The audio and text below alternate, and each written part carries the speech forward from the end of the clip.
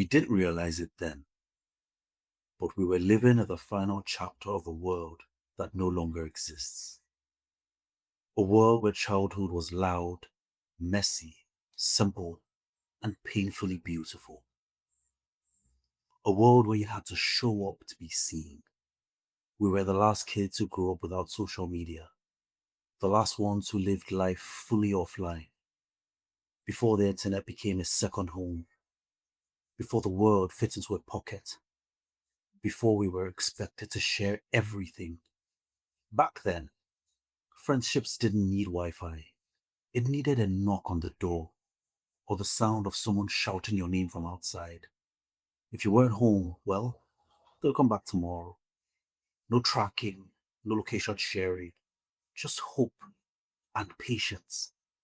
We knew every corner of our neighborhoods, every shortcut, every spot where the ice cream man stopped.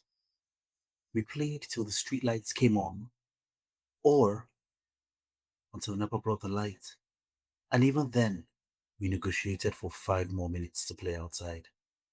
Our world wasn't curated, it wasn't aesthetic, it wasn't recorded. It simply was.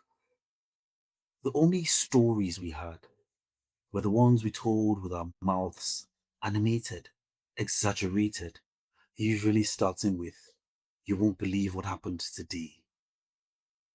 We survived boredom in its raw, uncomfortable form.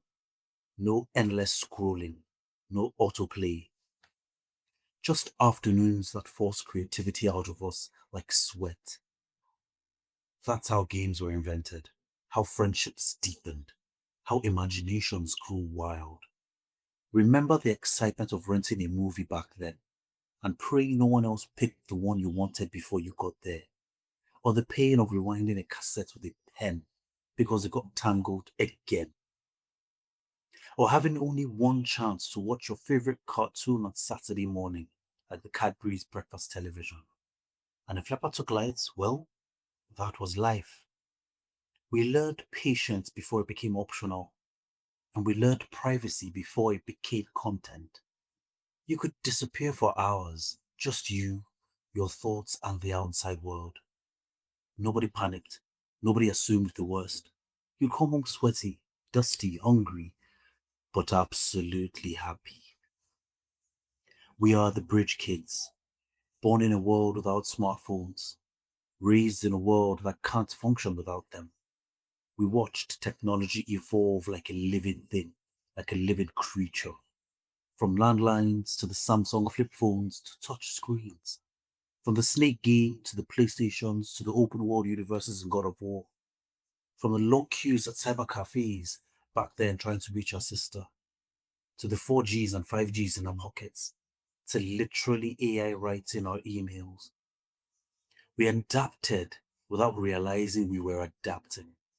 We shifted from handwritten letters to instant messages, from photo albums to cloud storage, from asking strangers for directions to trusting an app with our whole journey. We lived every version of connection, the slow one, the fast one, the real one, the digital one. Maybe that's why we understand life differently. We felt both worlds. We remember what it means to wait, to wonder, to not know everything instantly. We remember when validation came from the people who actually knew us, not from the numbers and likes on a screen. But more importantly, we remember who we were before the world started watching. We remember the innocence of living without comparison, the confidence of not needing an audience, the freedom of making mistakes without a digital record. That version of us still exists, somewhere inside, barefoot, loud, sun kissed, laughing with friends, completely unreachable by notifications. And maybe, just maybe, that's why our generation is unique. We're not just nostalgic, we're balanced. We can unplug and still know how to live. We can enjoy technology without being owned by it. We can survive silence because we grew up inside it. We are the last offline kids, but the first online adults. We are the link between eras, the proof that life was full even before the internet, and that it still can be full today. And sometimes, when the world gets too loud, too digital, too demanding, it helps to remember the child we used to be. Running outside, breathing deeply, thinking about nothing, being everything. That kid didn't need likes. That kid didn't need followers. That kid didn't need an audience. And maybe neither do we. Not really. We just need to live honestly, deeply, unfiltered. And that will always be a superpower because we are the last of us.